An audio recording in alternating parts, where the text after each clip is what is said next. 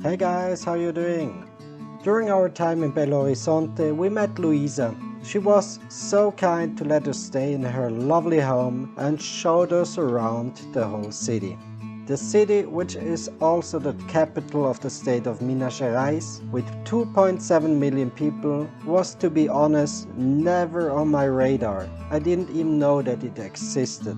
The city was fantastic for sightseeing, with a lot of green parks, markets with all different kinds of things to buy, and the food typical of Minas Gerais.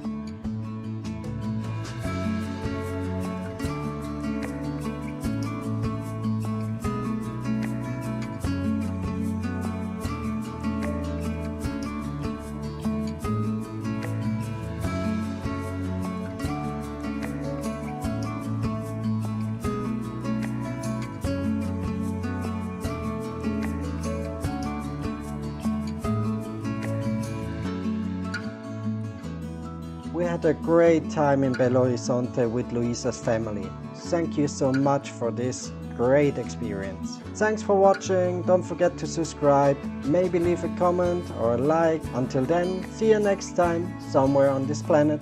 Bye guys! So I just tried some Carolina Reaper and it was really spicy. Really spicy.